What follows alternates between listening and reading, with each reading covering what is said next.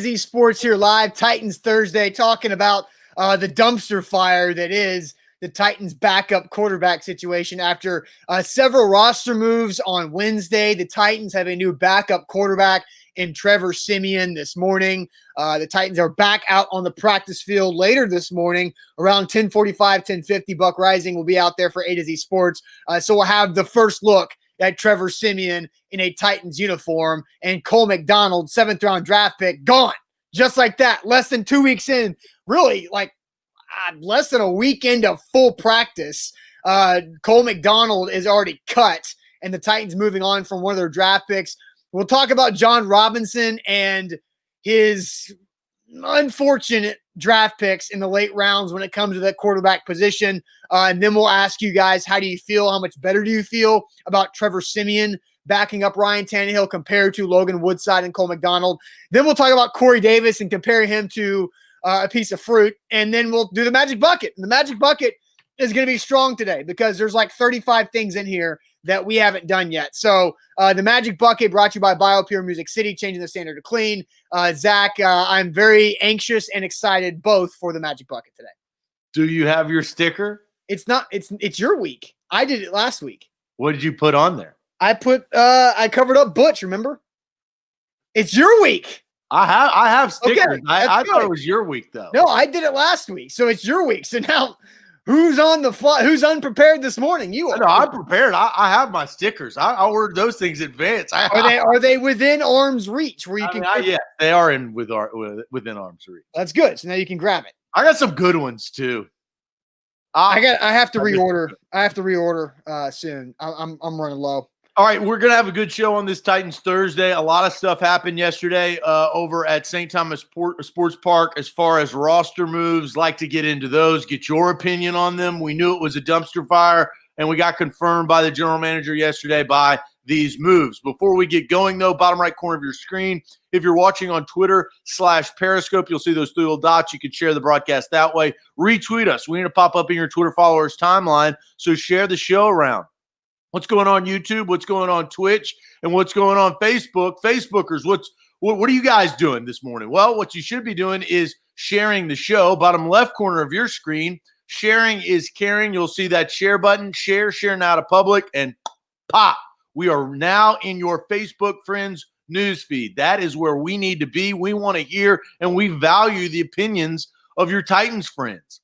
You got friends that love the two-tone blue, and they're going to love this show. You just got to share it into their timeline. Bless A to Z Sports into their timeline. Bless up. That may be the new share thing. That I like it. Bless up and share A to Z Sports into your friends' timeline. They'll appreciate you. Let's get this Thursday rocking and rolling, Austin. Yep, let's do it officially. Welcome to A to Z Sports. I'm Austin Stanley. He is Zach Bingham. Make sure you follow us on Twitter at A to Z Sports, like our Facebook page at A to Z Sports Nashville. We go live every weekday morning at 8 Central Time. Got to thank our sponsors because they truly do make everything happen for our show, for our business, and they help you guys out. Renters Warehouse, professional landlords in the Nashville area. Renterswarehouse.com is where to go to find out how much your home can rent for. Mandu, the Pulse of Fitness, got my workout in yesterday. One 15-minute workout equals 5 hours in the weight room. Your first workout is free at mandu.com. The Tucker Agency, Nashville's independent insurance agency. Save an average of 20% on your personal insurance by going to tuckertn.com. Calvin and Settle for your new hardwood floor and finishing. calvinandsettle.com. And the Bone and Joint Institute of Tennessee. Boneandjointtn.org is where to go. The region's destination for comprehensive orthopedic and sports medicine care. So check them out whenever that injury happens. So the Titans, Zach, have a new backup quarterback, and it is Trevor Siemian. And look, there's going to be a lot of comments about why. I saw somebody already say, Scott says, would Bortles have been better choice than Trevor Siemian? No, because Blake Bortles will hurt your football team with interceptions, where Trevor Siemian will at least take care of the football. But overall, what happened yesterday is Jon Robinson confirming a mistake from earlier in the offseason, because the Tennessee Titans, I thought, and I've been saying this entire time, they needed a veteran backup quarterback to help Ryan Tannehill in this COVID-19 season, and that drafting a quarterback in the late round of the NFL draft in 2020 made no sense. And they drafted Cole McDonald out of Hawaii in the 7th round, and they called him a developmental prospect when they already had a developmental prospect on the roster in Logan Woodside. It made no sense to waste that draft pick. They probably coulda, shoulda, woulda signed Trevor Siemian a lot earlier in the offseason, where they could have used that 7th round draft pick to add extra depth. Where, Zach, I think overall depth at position groups this year is more important than ever because of what COVID-19 could do. And look, Trevor Siemian is not the savior, but he's at least thrown a pass in the NFL's regular season.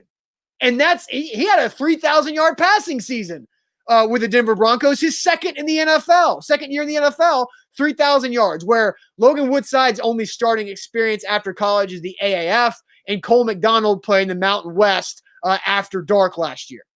Yeah, nobody saw him. And look, I just retweeted from our Twitter handle at A to Z Sports. Somebody tweeted us, says this didn't age well, in response to a video I took of Cole McDonald kind of rolling out and throwing back across his body. And I was not fortunate enough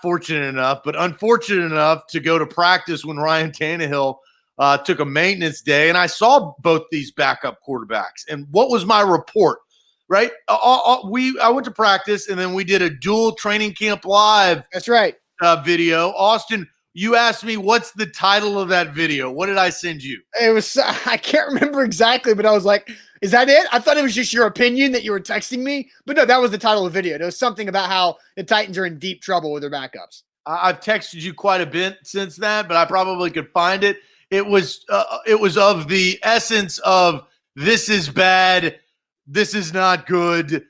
Cole McDonald saw that guy throw 2 picks. And here's the sad part, and we'll get into it and get your opinion. But Cole McDonald, like Jon Robinson, has a problem drafting young quarterbacks in the draft in the later rounds. So I think he's learning from his mistake. You mentioned Logan Woodside. I think he was hoping that Cole McDonald would come in there and unseed Logan Woodside, and then they'd go out and get a veteran backup possibly. We'll talk about drafting a quarterback. I think they were correct in drafting a quarterback. They just picked the wrong guy. And this is happening more so. You can pick good developmental late round quarterbacks. It can be done. They already had one. There's a long list of quarterbacks that have done very well. I mean, even from Mark Brunell was a late round pick. He turned out damn good. Well, hey, Trevor Siemian was a 7th round draft pick out of Northwestern in 2015. So, I mean, he's an example of a late round quarterback that worked out. But my thought, and Ethan Ramsey says, you're treating the value of a 7th round pick like a 5th round pick. You take high risk, high reward picks that late in the draft. Players in the 7th round almost never pan out. Jon Robinson players in the 7th round have never panned out.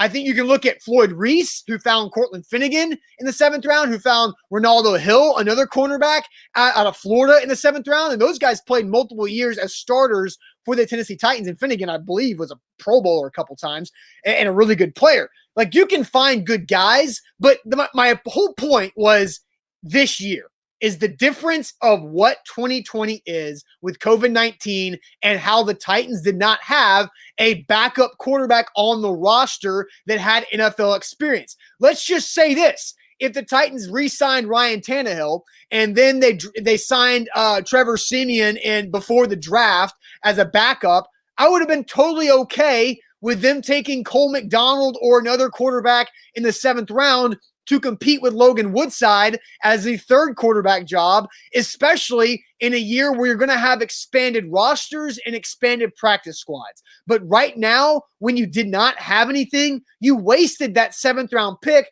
to a guy that you cut less than 2 weeks into training camp. And that's the fact that he cut him that early, I think, and this is a weird training camp, right? But he got more reps the day of practice that I went to than most 3rd-string quarterbacks do in training camp. You don't get those kind of reps. And so you've got to make sure that you put all the effort into not throwing 2 interceptions and being really bad. And like that's his bad play in practice was the action of why he went and got another quarterback. Right. And Zach did this to himself.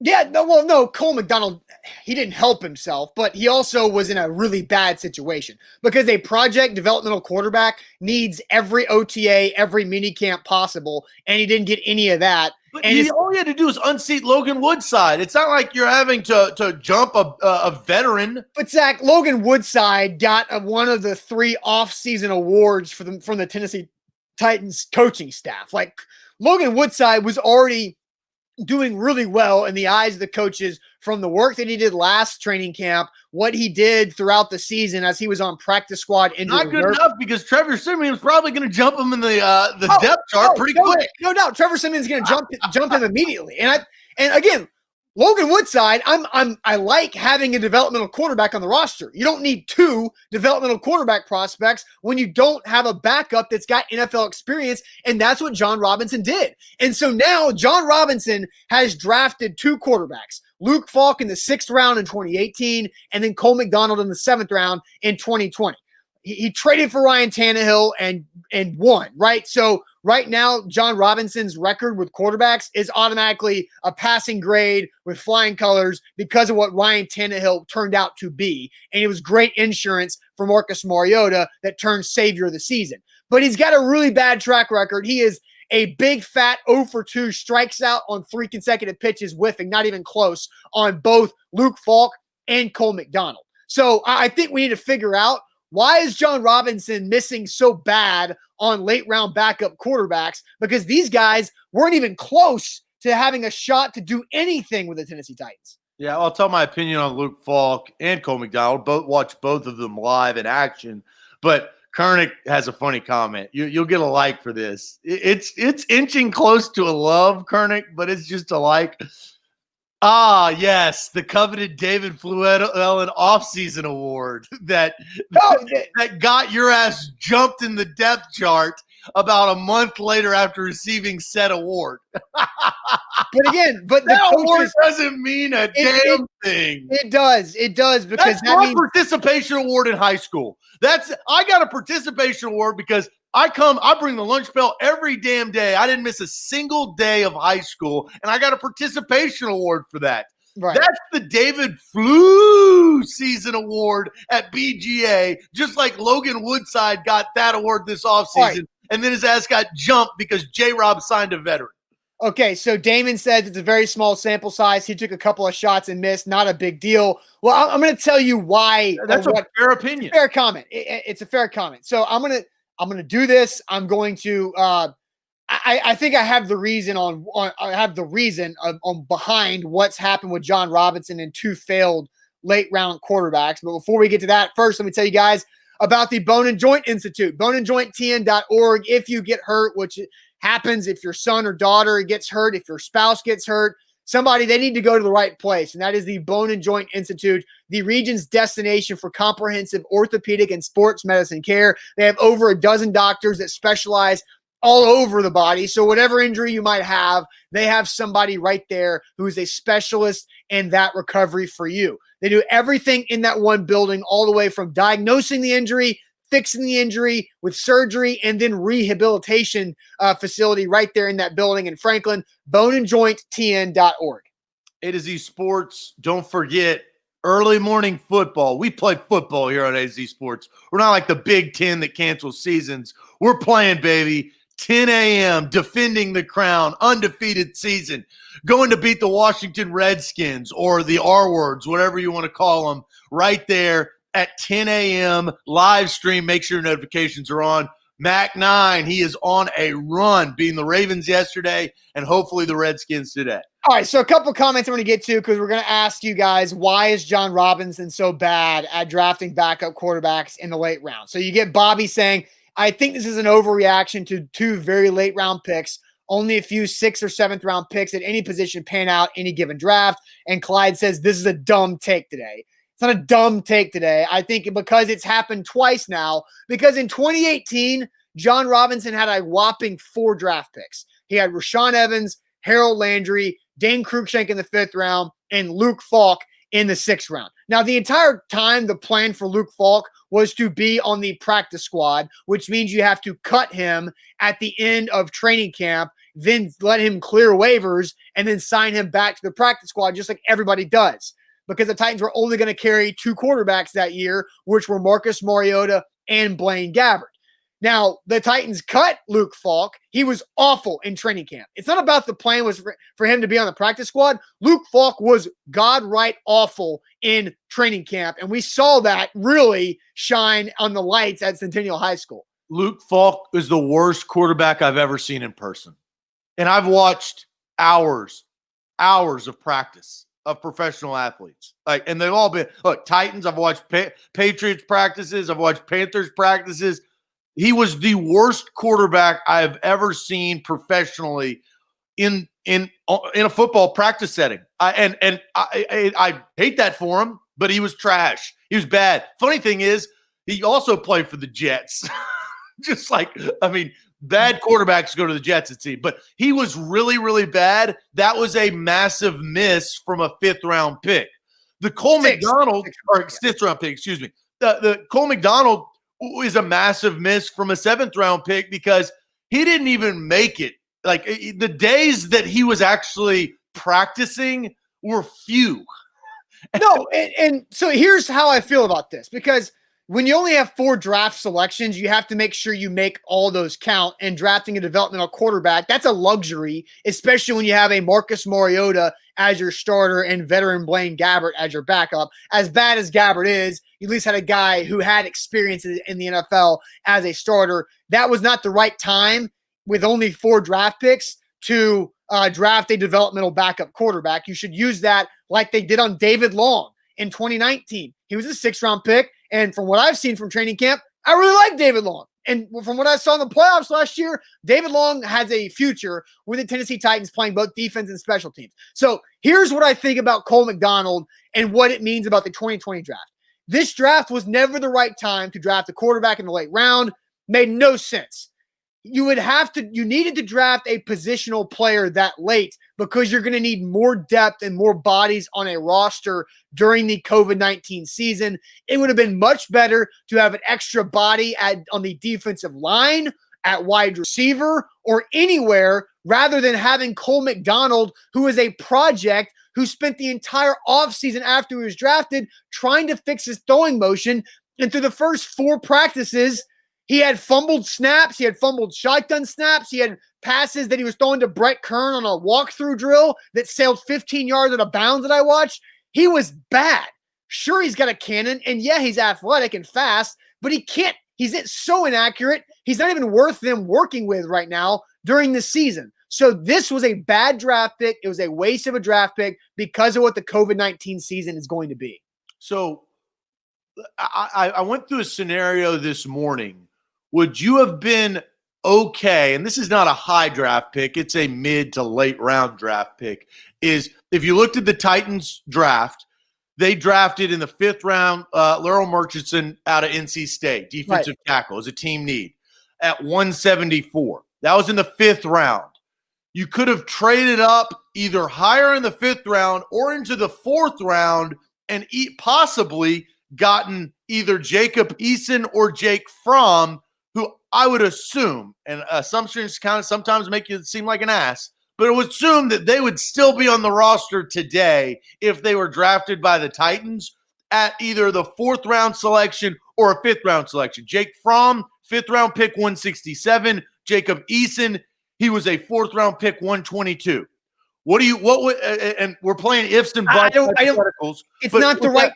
But the point is, the lower picks or the later round picks have not worked. So you're going to have to get better athletes in a higher draft pick to seal at least a roster spot. I don't think it would have made sense. Laurel Murchison is a player that Jon Robinson and the coaching staff like a lot, and I think he's going to play a lot of snaps on defense this year. It made no sense to draft Jacob Eason or Jake Fromm or Cole McDonald because it's this season. It's the uniqueness of 2020 with the COVID-19 pandemic and the protocols that are going through, where you needed a veteran backup, not another rookie, because you basically have that, a developmental guy in Logan Woodside. They should have signed Trevor Siemian or somebody like him back in the draft season and then not have used that 7th-round draft pick on Cole McDonald. Now, Nicholas is yelling at me saying, dude, was a 7th-round draft pick, everybody relax. Here's what I guess I'll say it in a different way to maybe help Nicholas or some other people who don't understand what I'm saying understand it better, is that a 7th-round draft pick was never going to help your football team in 2020, where a 7th-round D lineman, linebacker, or defensive back or wide receiver could. How? I don't know. Covering kicks, blocking for kicks, doing something, playing special teams, giving you a better look on the practice squad.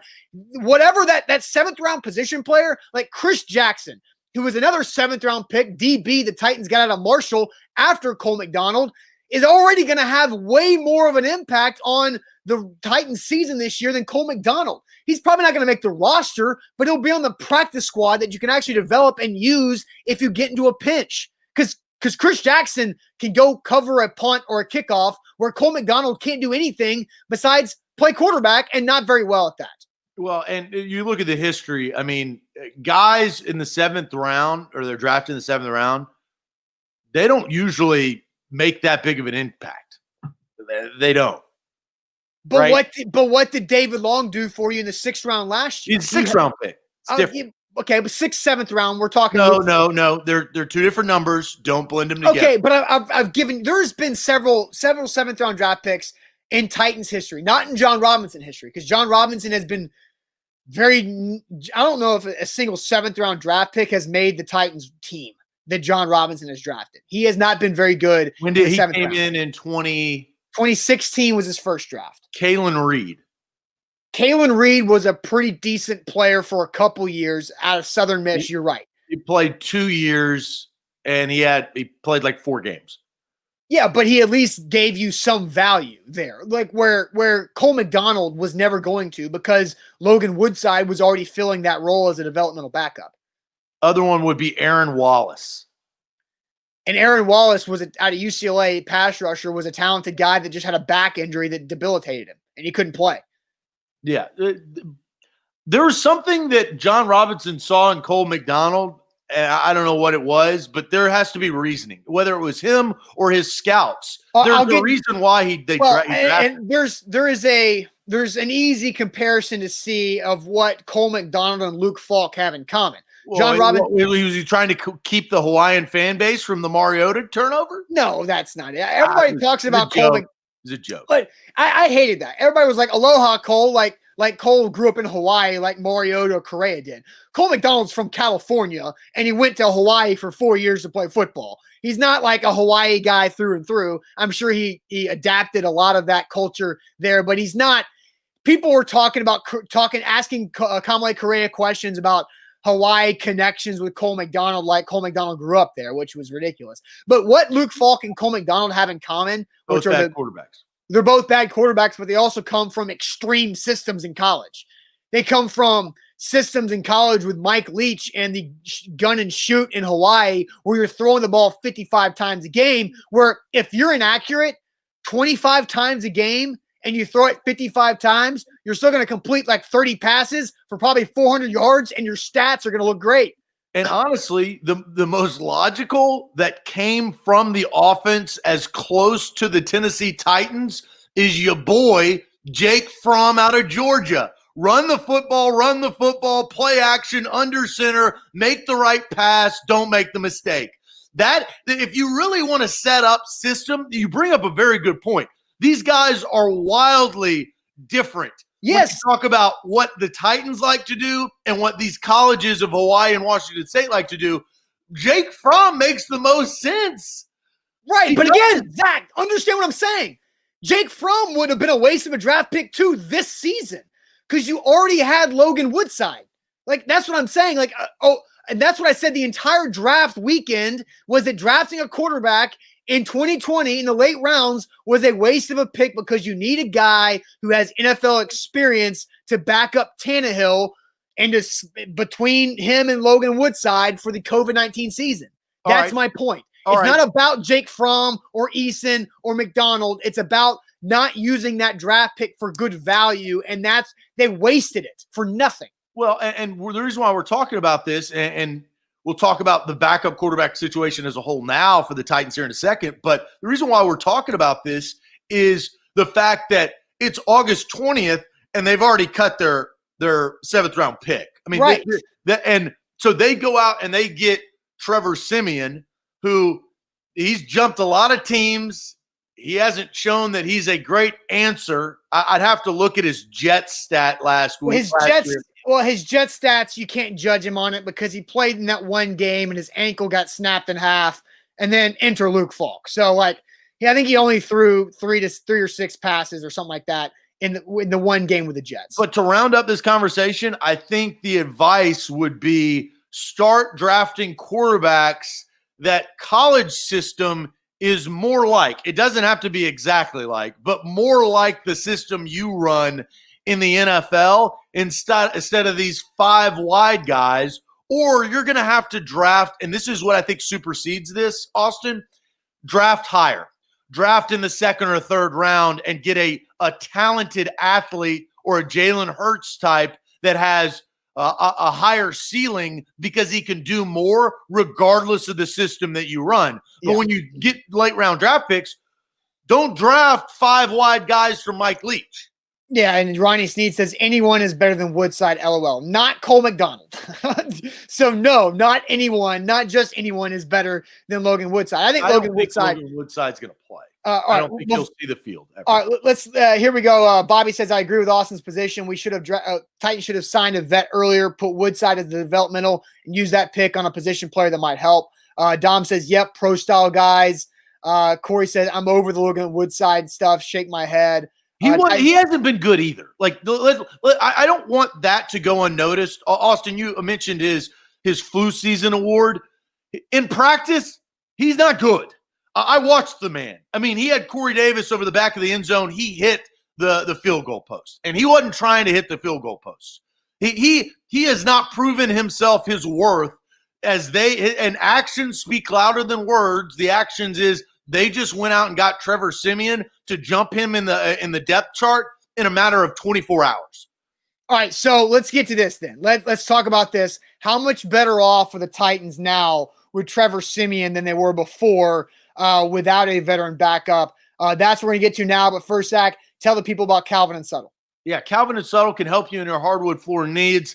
They've partnered with us. You could partner with them. Your wife and your family are going to absolutely love the new hardwood floors that will be installed in your house. All you have to do is call 615-448-6414. That's 615-448-6414 or online at calvinandsubtle.com. When you call that number, you're going to set up an appointment. They're going to come in, use the CDC precautions, take a look, rip up that carpet, bye-bye to the old hardwood floors in the kitchen. Hello, brand new hardwood floors, cost-effective hardwood floors. They've got the price range of $1.99 per square foot to $19.99 per square foot. You can get luxury or cost-effective, 615-448-6414. If you call them and they come out and you pick out your brand new hardwood floors, 1 to 2 weeks, they'll come in, order the material, and install. You can't beat that. That's calvinandsubtle.com. All right, A to Z Sports. Don't forget, AZ30 gets you 30% off anything at shop.atozsportsnashville.com. That's before football returns. AZ30 for 30% off there. Shop.atozsportsnashville.com. We're asking you guys, how much better off are the Titans now with Trevor Siemian as their backup quarterback? Sawyer says Fromm is better than Woodside. Come on. I don't disagree. That's not the point there, Sawyer. The point is not that Fromm or Jake Fromm or Jacob Eason is better than Woodside. The point is they don't need a rookie quarterback. They need a veteran quarterback to go along with the developmental. Or, incorrect, or they just needed a better rookie quarterback. So you can't say that. I disagree. And that's my whole point. I am saying that I think with Ryan Tannehill and Logan Woodside, the 2 quarterbacks pre-draft, right? They needed a veteran. I did not want them to get a rookie. They needed a vet who knew how to do it in the league because COVID-19 was going to throw some weird wrinkles in what this season is. Okay, so now let's get to the question. How much better off? Side note, if they did draft Jake Fromm, the PR team would have to be on their P's and Q's because of that insensitive text message debacle that he had. I don't like Jake Fromm is a boring quarterback on the field, but I don't like Jake Fromm and how he carries himself. You've never liked Jake Fromm. Yeah, I don't. You didn't like Drew Lock either. He's a pretty damn good quarterback too, but we all have our misses. I didn't like Lamar Jackson. Right, and Lamar Jackson, the MVP, and you didn't like Jared Goff. He went to the Super Bowl. Yes, you still don't like Jared Goff. I don't, because he's extremely average, and I think the Rams are showing you that. Okay, you didn't like Derrick Henry, and he led the NFL in rushing. Yes, and you're about to get tased because you thought Christian McCaffrey could not run the football. Yes, that's unfortunate. So we're all wrong, right? But I think I was right when Cole McDonald getting cut proved that yesterday. So, Zach, how much better off are the Titans now with Trevor Siemian compared to the combo of Logan Woodside and Cole McDonald? If I was at a 2, I'm at a 4.2. Trevor Siemian will get maybe 2 points on a really bad scale that I don't feel comfortable with. The Titans, signing a quarterback on August 20th who's been sitting on his couch for however long, and he's really been sitting on his couch because he hadn't been doing anything. I don't feel good. The Titans fans shouldn't feel good. They should feel slightly better, but a 4.2 out of 10, like last year, probably hovering right around the 7s because of what Ryan Tannehill, the experience that he had. Sure, right? Ryan Tannehill is an anomaly when it comes to a backup quarterback. That was a great situation. It's probably not going to happen again. Absolutely. Well, okay. It's happening right now in Las Vegas. It went from really, really bad to really bad. No, I think it's not good. I'm not saying that it's in a good spot, but Trevor Siemian makes sense for this football team because we already know the Titans are going to run the ball. Derrick Henry's going to get 25 carries a game, and Tannehill's going to throw the ball 25 times a game. That's kind of how this offense is going to go. So in the case that Ryan Tannehill either gets COVID or misses some time with an injury, Trevor Siemian can at least, because he has the experience of starting 24 games in the NFL, he has the ability to come in and mentally understand what the defense is doing and understand how to get the offense into the right play, whether it's a run right, run left, or check out of it to go opposite, or whatever it might be, where he can execute that pre-snap. Where Logan Woodside has only started in the American Legions of Football, whatever the hell it was called. So that's where I think it's a lot better than where it was. A lot better than where it was. It was in the dumpster. It was a on dumpster that scale. Where are you at? Okay, so if you say, I agree. I think it started off. You said I was at a 2 to a 4.2. Man, it started off for me as a 1. Like, I don't think you could have gotten much worse than two guys who have never thrown a single pass in the regular season. That's a 1. I'd say now it's what'd you say? It moved up to a 4.2. 4.2. I'm going to go 5.5 because Trevor Siemian has won games in the NFL. Trevor Siemian has thrown in 2016, the same year Vic Beasley led the NFL in sacks. He had 3,400 passing yards and 18 touchdowns and 10 picks. Yeah, what? That was 4 years ago. I know. That's why I made the joke about Vic Beasley in the league in sacks. Well, so how much water does that actually hold? I think it does because – and then the following year, he followed up with 2,200 passing yards and 4 less starts. So in 2 years, when he had 24 combined starts, the guy played really well. He had like an 80 quarterback rating. And you're asking, you're not trying to find a guy to start. No, you're asking him to do what Blaine Gabbert was unable to do. Week 17, Mariota was in a ball cap on the bench, and their backup quarterback failed them because he couldn't make the playoffs for them. He threw back across his body because I think, again, and that's all in the past, but that's what defines what your backup quarterback can do for you. Can he be Matt Moore coming in for Patrick Mahomes and just hold? You don't have to take us up the stairs. You just have to hold still. But your ass can't fall backwards and fall back down them. And that's what your backup quarterback's requirement to do is. I don't have a lot of faith. I have more faith that Trevor Siemian can hold than the other two guys, and Cole McDonald and Logan Woodside. Yeah. But I don't have a lot of faith that he can truly hold in pressure situations. If any normal NFL team, whenever they lose their starting quarterback, they're just trying to tread water. Like, and the Titans were in a unique situation last year with what happened with Tannehill. So I'm gonna read some comments, and then I have a new question I want to ask everybody. Josh says they got rid of Casey for the draft pick at McDonald. That is factually incorrect. The Tennessee Titans got a 7th-round draft pick from the Broncos for Odell Casey, and they traded that pick to the Chiefs for a 6th-round pick next year. So get your stuff straight real quick. Tress says, a guy just got cut days into camp. Cole was bad. Simeon can survive a camp. I think absolutely. Charles says, was McDonald that bad? Yeah. Camp's almost over, Tress. What do you survive a camp? But, okay.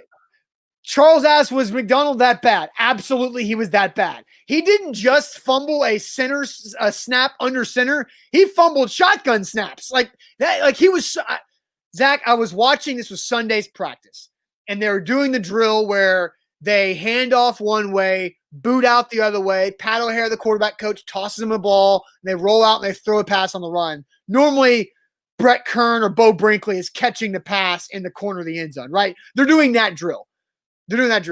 Cole McDonald was trying to throw to Bo Brinkley on that drill that had zero anybody, any pressure. He hit the fence. I have a same story. So, did he do it again the next day? Yeah. So Derrick Henry, I told you that after practice or towards the end of practice, Derrick Henry, that's why I said he was working on his hands. He was in place, and I've never seen Derrick Henry do this, he was a back left corner of the end zone, and he was trying to catch ball. First pass, nobody's around him. I mean, it's literally like a fade. It's a fade route. But Derrick Henry just stands there and catches the ball. Right. He threw the ball 10 yards away from Derrick Henry. Derrick Henry had to walk over and was about to pick up the ball, and then another equipment guy was like, "Hey, don't worry about it, I got it." Like he had to go fetch the ball. It was that bad. And so next throw, he actually threw it, and Henry caught it. But the first throw, it was like I would never compare myself to a professional quarterback ever. No, I could throw that football to Derrick Henry from where he was at to where Derrick Henry. They're playing catch 30 yards away. And playing catch. The one to Bo Brinkley, he threw it, and it the fence is 15 yards away from the sideline. Bo Brinkley was inside the sideline. He was on the field. You think and the ball hit the fence, and what did Cole McDonald do? He was like, oh, my bad, man. That just came out the wrong way. And as soon as he tried to apologize, I'm like, this guy has no chance. In that moment, I was like, this guy's no shot. There's no way he survives this. There's no way. Maybe he got knob-blocked. Maybe, I don't know. But and then he threw 2 picks later that practice that you saw. Okay, so here's the question. After he threw 2 picks. Yeah. Here's the question I want to get to now. And I kind of came up with this on the fly because we're talking about Trevor Siemian. Let's focus more on Trevor Siemian. Cole McDonald is gone. Will he be back in the practice squad? I saw somebody ask that. There's a possibility. But they thought he was not even worth it to finish training camp with. They need to get Siemian reps now. So here's the question I want to ask. How do you rank these 3 Titans backups? Trevor Siemian, Blaine Gabbert, Matt Castle. Those are the last 3 veteran backups, not named Tannehill. How do you rank those 3 quarterbacks? Castle, Gabbert, Siemian. But first, let me tell you about renterswarehouse.com. They're Nashville's professional landlords. Renterswarehouse.com is where to go to find out how much your home can rent for. There's so many ways they can help you during the pandemic. They can help if you lose some income and that mortgage is really biting in deep into your income. Don't panic sell your house. They can help bail you out and create some extra cash flow during these tough times. Renterswarehouse.com. Man, that's a tough one. It's hard to answer this question because we're basing it on Trevor Siemian, in which probably a lot of Titans fans didn't watch that guy play. I mean, I watched some of his games in Denver, but I'm not tuning in to Denver, the Broncos Chargers late afternoon game when Trevor Siemian's playing. I would rank them probably Castle, Gabbert, Siemian. No. Let's look at. Remember where Matt Castle was in that point in his career. Well, he had an injured thumb. That's what ended his tenure with the Titans. But Castle came in. He won the game against Miami, didn't he? No, they lost that game. Damn. You talking about the game? He didn't win a game. He did. They won the game after Mariota broke his leg, week 17, which was meaningless. The Texans had clinched and the Titans were eliminated, but the Titans won that game with Castle. The hard part is Gabbert beat the Texans early on in the season, right? When Kevin Byard threw and it was Wildcat Gabbert. Yeah, but no, Kevin Byard threw a touchdown pass on a fake punt, and then he threw a screen where Taywan Taylor actually caught the ball and then ran it in for a touchdown. Still, it set them up to be in playoff position. Blaine Gabbert also came in spot duty in the middle of the game against Washington the week before the Colts game when Mariota left and threw a touchdown pass to help the Titans beat them. Yeah, and against who? Washington. Yeah, the day before the Colts, the week before the Colts week 17 game. Damn. Well, so I have a vendetta against Gabbert because of the week 17 miscue throwing it back across his body, interception for the Colts winning, and then Mariota's career being over for the Titans. But I think looking at it, you have to unbiased eyes, right? Blaine Gabbert's the best backup. Then would go Castle, Simeon, we just don't know enough about him. Right? And here's the problem with Trevor Simeon is he really hasn't played in the last 2 years because in 2008 all got opportunities as starting quarterbacks, right? They had their chance. Blaine Gabbert got drafted really high. Matt Castle had that season with the Patriots, then got signed a big contract with the Chiefs, played with the Vikings, played with a bunch of teams, and then Trevor Simeon had his opportunity after Peyton Manning. Correct. So, again, Trevor Simeon started 24 combined games in 2016 and 2017. He was with the Vikings in 2018, but that was a year where he did not have to play because Kirk Cousins played the entire season and did not miss a snap. So he was on the roster but did not have any stats. And then last year, Sam Darnold gets mono, and Trevor Simeon starts that next game and breaks his ankle really early. So that was like week 3 or 4 when Trevor Simeon broke his ankle. So he's had time to recover from that. The Titans wouldn't have signed him if he wasn't healthy because they also brought in DeShone Kizer. And I think Trevor Simeon better than DeShone Kizer. Out on DeShone Kizer. Yeah, because what did DeShone Kizer do? Interception. Turnovers. And so what you can have from your backup is a Blake Bortles Kizer turnover machine. And Trevor Simeon is at least going to know how to set up the offense and hand off to Derrick Henry and know how to check in and out of the right play. Yeah, he is more like Tannehill in that sense of he can stand in the pocket and he's smart. Right. And Northwestern guy, like you're not a dummy if you go to Northwestern. There's a reason why Ryan Fitzpatrick's been in the league for all this time. He's got a cannon of an arm. Well, and he's went to Harvard. Yeah, I don't know, but again, they're smart. What do you mean? Yeah, that I do know he is smart. Survivor skills. From what I've heard, I don't know. I didn't go there, but you got to be pretty damn smart to attend Harvard. All right, so and a great beard. Yeah. Great beard. So, so you rank Simeon third. You go Gabbert, Castle, Simeon. I mean, are we basing it on like this year or right? I mean, where are they like? Because Gabbert was only here in Nashville for 1 year. Castle was for 2. His second year was awful. He could not throw the ball like 25 yards down the field because of an injury. Yeah, but that's what they had, and he was not very good. I think Blaine Gabbert is the most talented of the 3. That because he was a first-round draft pick. That's the reason. I think right now I would put Gabbert 1, Simeon 2. Castle at that point in his career 3rd. Yeah. I mean, it's a backup quarterback conversation, so I'm not going to argue. I don't care enough. No, but again, but the Titans are so much better off right now than they were 2 days ago. Because 2 days ago, that's the worst backup quarterback situation you could possibly think of. Well, in the league. Yes, because you had 0 guys who had thrown a regular season pass. And you had one guy who was a 7th-round draft pick, and the other guy was an undrafted guy. And it would have been different if it would have had a higher-round draft pick that was a known commodity, let's say Jake Fromm. Yeah, but again, that's not what you needed this year. Well, you don't know that because Fromm could have come in and been efficient, and we probably wouldn't have had this conversation.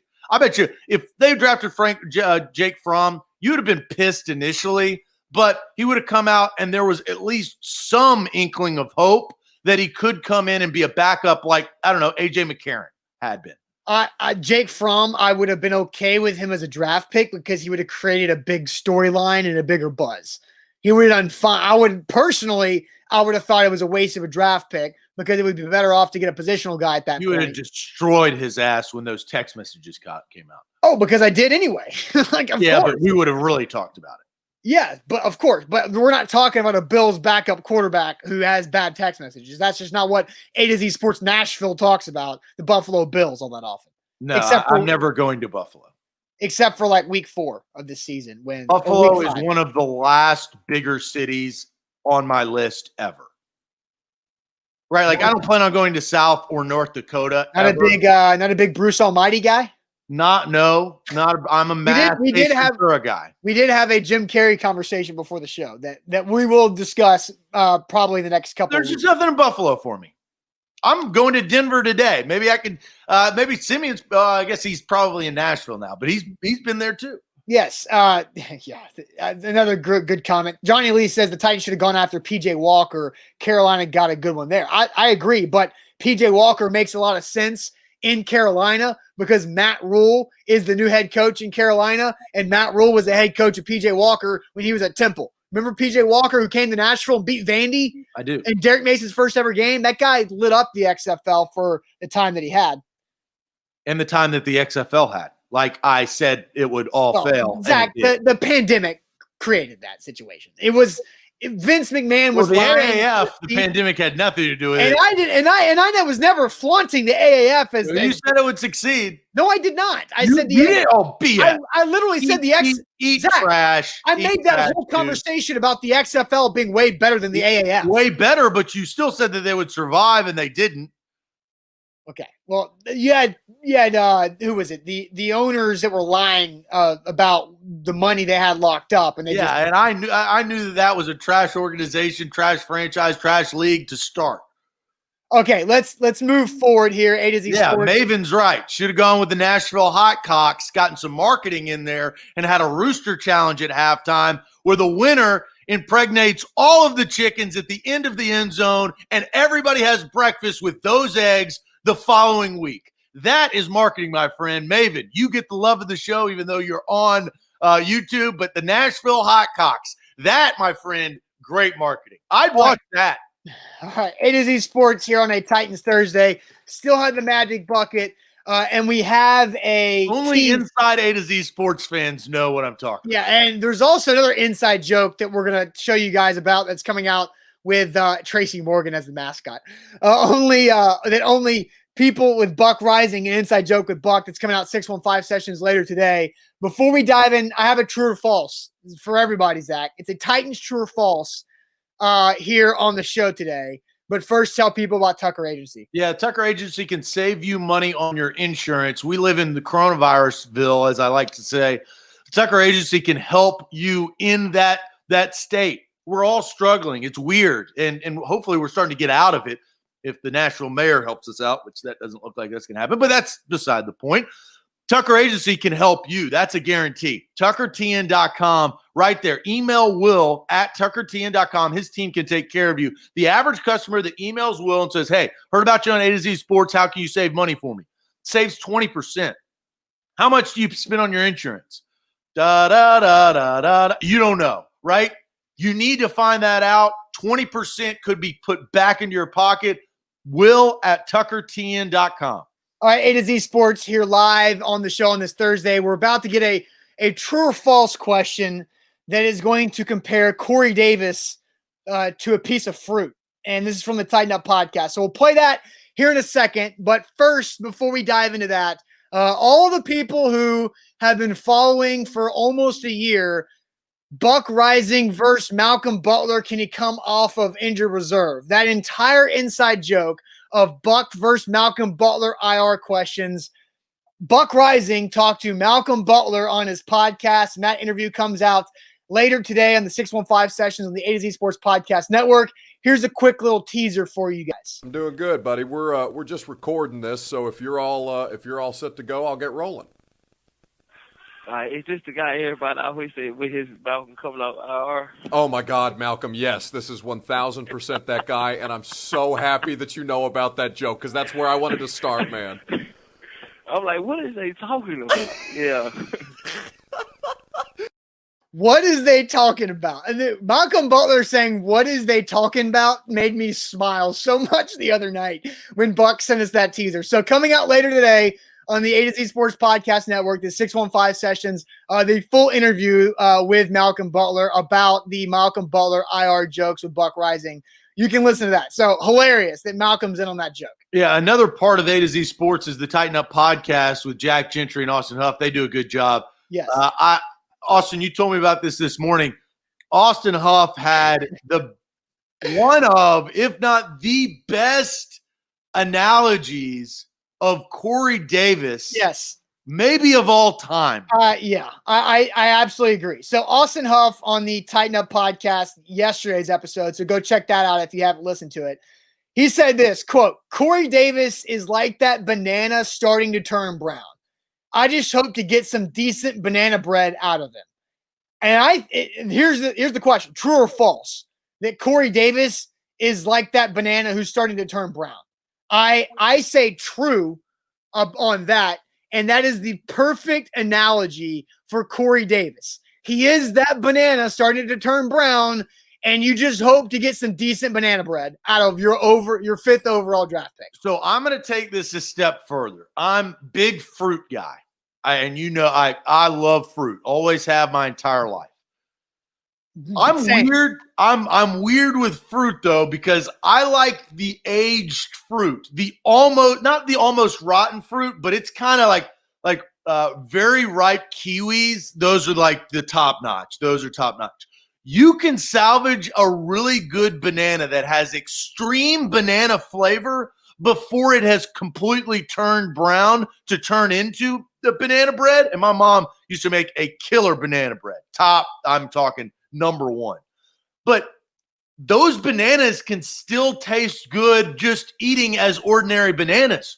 So this is the final year, I think, in my opinion, that Corey Davis is going to be a Tennessee Titan. And let me just take a bite out of this banana and it can still taste good. Well, here's what happens in my household is we, from time to time grab bananas and then we plan on eating them. All of a sudden they're starting to turn brown. And then we're like, okay, let's make some banana bread.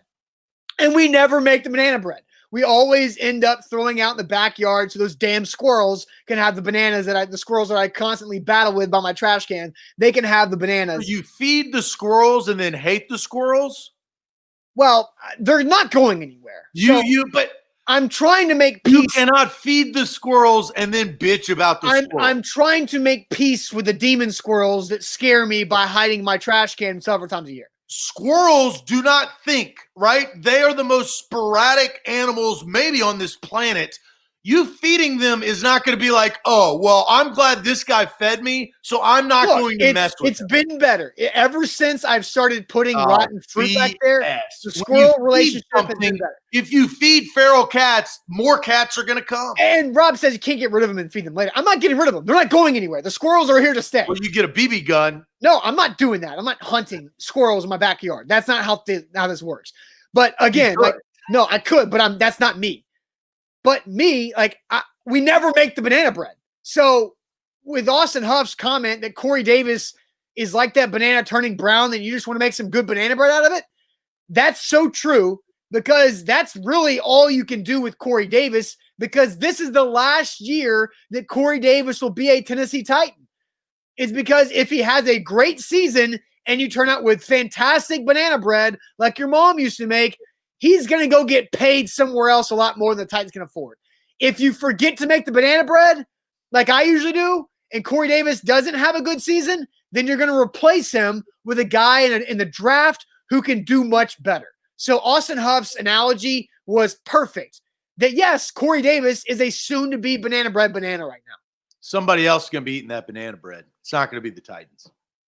That's the true analogy. The Titans aren't going to get – they may get one bite out of that banana bread, but they're not going to get the loaf. Or if somebody else, as I see it, it's kind of like – now Corey Davis is better than Laquan Treadwell, but Laquan Treadwell, later round, first round pick, but has been bad. Now he's on another team. He's on the Falcons now. That it's that bread's about to be thrown away. And you hope, and I don't hope that for Corey Davis. I think Corey Davis has skill set. I like Corey Davis. He's a physical specimen. He's smart. He can catch. He can get open. I think the problem is he had to deal with Marcus Mariota the majority of his career. And anybody having to deal with Marcus Mariota as a receiver, you're not going to get your bread because Mariota doesn't throw it your way. Right. He doesn't throw it because he's scared to. Tress said earlier in the show that the Corey Davis hate is equal to the Khalif Raymond love right now. Like, I don't dislike Corey Davis whatsoever. I think Corey Davis is a good wide receiver. I think the circumstances that are starting to pile up to be too much have to stop. Like, and hopefully the turf toe surgery and recovery is going to be fine. G-Man on Base brings up a comment and says, Corey Davis would be like Jared Cook, perform better elsewhere. Even Kenny Britt. Kenny Britt did a lot better in St. Louis for the Rams at the time. But Kenny Britt, the reason why Kenny Britt was not good in Nashville, he had the injury in the ACL, but it was because Kenny Britt was a goofball under, just immature moral. Well, he was still a goofball in St. Louis, and he had 1,000-yard receiving. Yeah, but he was healthy. The reason why it didn't work out in Tennessee is because he wasn't getting arrested for driving drunk onto an Army military base in L.A. or St. Louis. He was crashing go-karts in training camp, Austin. He still is a dumbass. Don't say that. Kenny Britt also posted porn on his Instagram of him and his wife because I saw it that one time. We've talked about that before. Oh, really? Yes. Back when I was working at the radio station and I was a weekend producer, I just happened to be scrolling through. I definitely probably saw it at the time, but I don't. It is not etched in my mind. No, it is in mine because I saw too much. I was scrolling through Instagram and it popped up like 56 seconds after he posted it. How many people are going to go search that after this show? You can find the articles. You cannot find the video itself anymore, but you can find the articles. Rob says play the audio. You can find the articles written about that situation if you want to go search that. I don't remember that, honestly. I see it right now. I'm not going to go into too much detail about that. But Kenny Britt, immature. Corey Davis is not immature. Taking a left turn on a Titans Thursday. Maybe Buck was on the show when I talked about that. I don't remember. I talked about that with somebody. I don't remember. I don't remember old Kenny back in like 2012 or 13 or something like that. I was scrolling. It's not the first time that's happened in celebrities. Oh my goodness! But back to the point is that Kenny Britt is immature. Corey Davis is not immature. Corey Davis's work ethic is there. The problem is that just the injuries that nag him and the quarterback circumstances are too much right now. There's one problem. It's this 5 number. overall. That's the problem. And he'll never get away from that. I agree. If you are a top 5 pick in the NFL, you got to be good. You can't be banana bread. you like that it's the expectations are too high if you're 5 overall. And so that's what it comes down to. It's nothing Corey Davis did or did not do. His expectations and it was too high. He was probably never going to reach them. The only way that he would be on pace if he had the type of season that A.J. Brown did his first year. Yeah, well, and Buck reported this last year that the Titans, when they drafted Corey Davis, they tried their best to trade out of that pick to go back 10 spots or so to draft him at 15 or whatever. It doesn't matter. But that's like Corey Davis it's not Corey Davis's fault that he was drafted 5th overall. Like, he did not select himself to go 5 overall. That's the situation he was put in. He was overdrafted. It was not Corey Davis's decision to be drafted 5th overall. I mean, he didn't want to get drafted 6th or anywhere below. Come on. But I'm also right. It was not his choice to be drafted 5th overall to have that pressure. He was overdrafted. That is a fact. He was going to be a first-round pick regardless, Austin. So, but there's a difference in the 5th overall pick, the 15th overall pick, and the 25th overall pick. Austin, if he was drafted 15th, would you think differently of him today? A little bit, yeah. BS. No, you wouldn't. He hadn't been good. He hasn't, but he was. How many overdrafted. touchdown passes has he caught? How many touchdowns? Yeah. Not counting the playoffs. I guess, wait. Not counting the playoffs, 6. He's caught 3 in the playoffs. So 9 total. Again, it's not, I'm not saying it was good. But no, what I'm saying is your mind would not change if he was 15th, 16th, 17th, 18th, 19th, 20th, or if he was 5th. If you're a first-round wide receiver drafted by the Tennessee Titans, you're going to have to show something more than 6 touchdowns caught over the last 3 to 4 years. You can't do that. I agree, Zach. I agree. He played 42 games. I agree. The production has not been there. And the quarterback position has been just as bad outside of 10 games from last year. True. I understand that. But you think the same way about Corey Davis, and I do too, if he was 5th or if he was 15th. You do. Okay. But I also think, okay, how about Matt? Matt's correct. It's like comparing him to Kendall Wright. Davis is held to a much higher standard. Kendall Wright was 20th overall. Be quiet. If Corey Davis was drafted 20 or 25th overall, you'd still think the same thing. He's an unproductive first-round wide receiver. But he's also held to a higher standard. Like you're not like I agree that his a higher standard, but a first-round wide receiver is always held to a high standard. Higher, but high. Yeah, I know that. You're making the point for me. Yes, agree. High standard first round, totally. But there's a higher standard with a 5th overall pick than a 20th. And really what hurt him the most, even if he was a 25th overall pick, is A.J. Brown coming in as a second-round wide receiver and unseating him like it was nothing. I agree. Yeah, we agree on everything here. Like but Corey Davis needs to have Corey Davis has to turn into the great banana bread this year. He has to. I think that bread, Titans will probably only get one bite of that bread. Look, and I love banana bread. Throw some butter on it, put it in the microwave for 10, 15 seconds and enjoy. Massive banana bread fan. He has to be that. So Austin Huff, Tighten Up Podcast, thank you for that beautiful analogy comparing Corey Davis to a brown piece of fruit. All right, Zach, you ready? No, but yes. It's the magic bucket time. Yes. No, I'm not ready because I know what's in. I know the majority of what's in that bucket, and it ain't good. Yeah, last week you don't know what's in that bucket. I don't, and you do. So that's advantage you, but disadvantage both of us. So, all right, the magic bucket brought to you by BioPure Music City. We're about to dive into the magic bucket, but first let me tell you guys about Mandu, the pulse of fitness, where one 15-minute workout equals 5+ hours in the weight room because of science, full body electronic muscle stimulation. Guys, the results are real because the science is real. I've lost 23 pounds of fat in a year.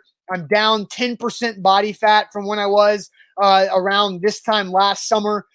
So it can change your life. It can help you out. It does not matter what phase of fitness you're in. You can go in and start Mandu right away. Your first workout is absolutely free. It's the perfect time to try Mandu for that first free workout because it's not a gym. It's better than a gym. It's by appointment only. There's only a max of 3 people in the entire place at one time. Mandu.com. Your first workout is free.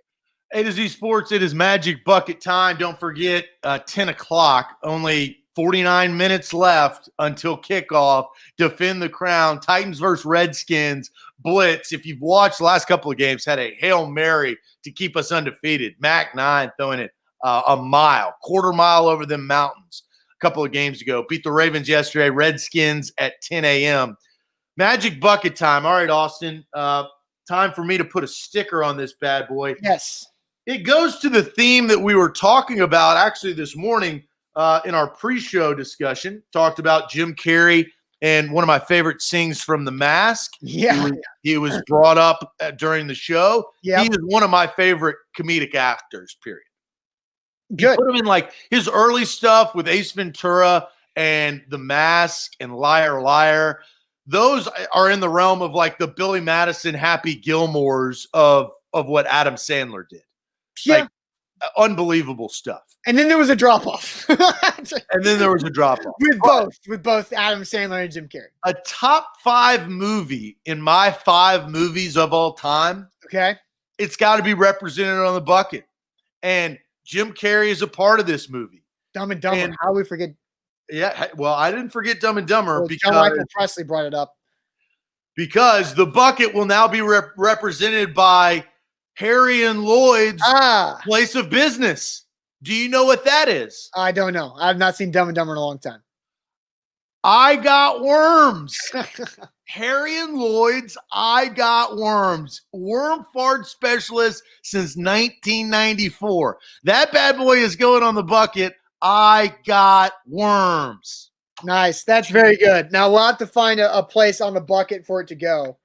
That's for sure. Because there's not much blue space on this bucket anymore. All right, partner. But hey, you better start ordering those stickers because time's counting down till next Thursday. Yeah, no, I have to reorder. All right, guys. Magic bucket time here on the show. So, Zach, I'm drawing for myself first this time, right?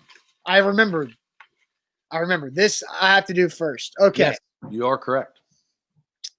All right, for me.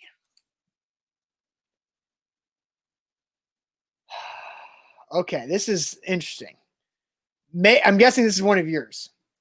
Make the viewers comment one word starting with the letter S. Search a GIF of the sixth comment and tweet it from your personal handle with no caption. So the people watching the show have to do what now? Read it. The viewers comment one word starting with the letter S.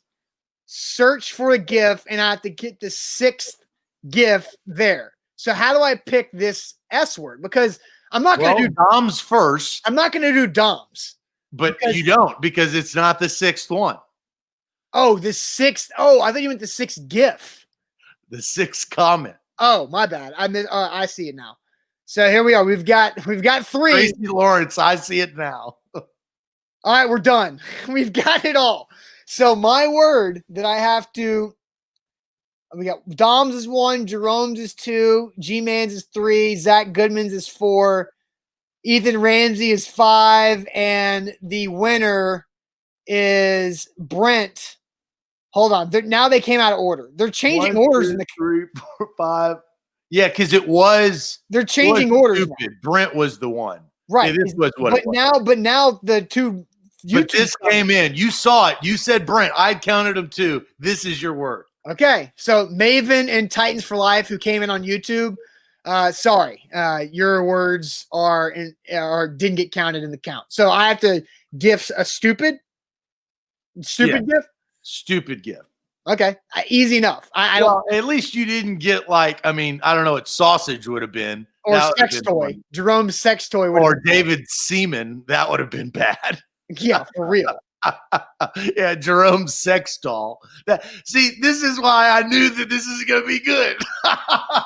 This was my weird mind working. All right, so I got off easy because here's your brother's sack. So here's another hilarious comment from the Tighten Up Pod yesterday that you guys have to listen to. We've already talked about the Corey Davis banana bread, but also they were talking about Dave Ball because they do the Remember the Titan segment. Yeah, Dave Ball, pass rusher out of and late on that roster that Austin Huff accidentally had that because Jack Gentry brought up Ball's sack. And Austin Huff says, I wanted to hear Ball's sack out of Mike Keith's mouth. And it just the way he said it was so hilarious that you have to go listen to that. So do you have your phone on you? Yeah. Let's do it. The viewers want to see what this GIF is. Yeah. My headphone fell out because it's the wrong ear. So search what you got to do. Stupid. Yeah. So, and I just picked the first GIF, right? First GIF of stupid. Oh, this is good.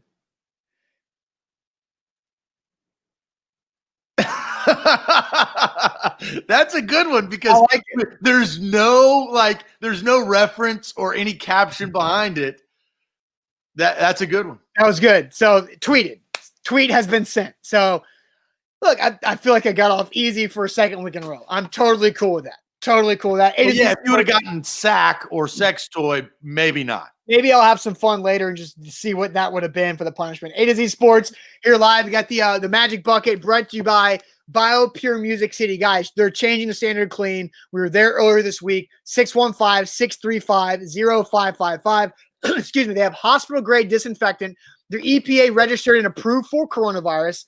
No harmful residue on your surfaces. It's absolutely safe for your electronics and furniture, and they can help reduce your sick days, improve your productivity. So check them out. BioPure Music City, bioservice.com, 615-635-0555. So Zach, now it is And also they are about to unveil a really brand new way of thinking. Hey, we go ahead and keep BioPure up there, baby. Brand them. Okay. Don't be shy. All right, I got you. I'll keep BioPure up there for the people. people. Shy. This is the magic bucket, baby. It's the BioPure magic bucket. Okay. Here is Zach's. Okay. So once again, like dress up as Elton John. You've already done that. So the probability of this bucket is like a mathematical anomaly. Because I'll be out tomorrow, Buck would have had to do that. Yeah. But no, Buck doesn't get punished by your bucket. All right. Skinny sheet of paper here. Uh-oh. Read the last text message you sent that's not to anyone associated with A to Z Sports. Uh-oh. Did you freeze? You froze. Okay, you're back. You froze for a second. Yeah, I'm here. Yeah, you're back now. I was about to say you can't just, freeze in a good spot for yourself. No, I would not. Oh man, it's not that great because it was a response. It's yeah, YEAH. But that's the game, right? We're fishing for some good stuff. And you would have, if the previous text message would have been terrible, but this is just yeah, and so that's what the game is. So it had nothing to do with A to Z people. So it was yeah. So we got away clean today. We both did, yeah. Clean, BioPure, changing the standard of clean, getting away clean from the magic bucket. So we're BioPure certified right there on the magic bucket. All right, guys, Titans Thursday in the books. Like Zach mentioned. Yeah, the text message thing. I looked at my last text message. I would have gotten away okay too, just in case. So but you don't know. I don't know. You never know when that's going to happen. So David said, and David, you're exactly right. Bummer of a magic bucket. Look, that's what the magic bucket is. Some days you get to see me do a cross dresser as Elton John, and some days you just get yeah. All right, guys. So, we both got very fortunate there, Johnny, for sure. Boo this man, says Jerome. I'm playing the game, bro. All right, guys. Hope you enjoy your Thursday. Zach's got Blitz coming up in 40 minutes, so you got to hustle to that stadium. Who you got today? Who's your Blitz opponent? The R words. Oh, that's right. We talked about that before the show, but I forgot it already. So, so you're playing Washington's football team, Washington FT from the year 2000. So there's a good quick discussion. Is it okay to refer them because they were the Redskins, or is this now because we're in kind of the tweener phase, right? Like they don't have their new name as the Red Tails. So here's Colonels.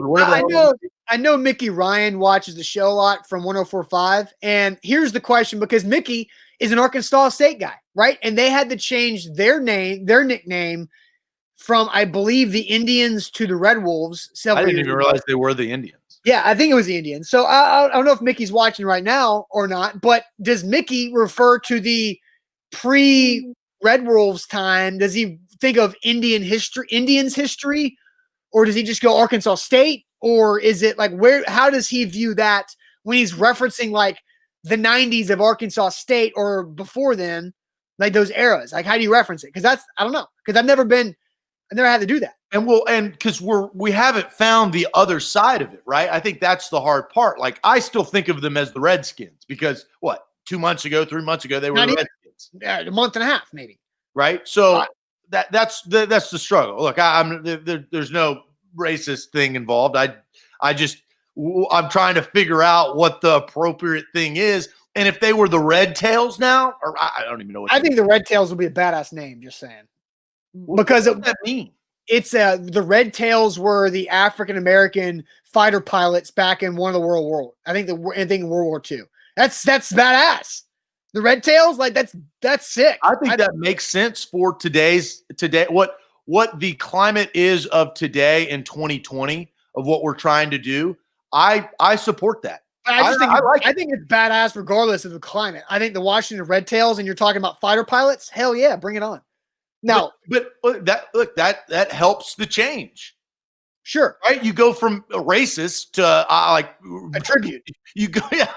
Now, that's polar opposite. That's Now, one thing I don't know is I don't know who owns the copyright to the Red Tails. Okay, now how much? Well, we do. It's that dude who spent $20,000 on trademarks. Right, but we don't know if he. I guess he has the Red Tails as well. I don't know. I haven't dug that deep into it. Did you have the rumor is, and I read this because I read jersey stuff and uniform things, is that apparently the Washington football team has filed something to become possibly like the DC Senators or Sentinel, like the DC Commanders. Like that's But instead of Washington, they're going to be the DC something. Well, that's so like XFL or Arena League to me. Like the DC Commanders or Defenders or whatever they were. You can't do if I was the Washington football team, I wouldn't pay this SOB who spent all this money to try to hoard the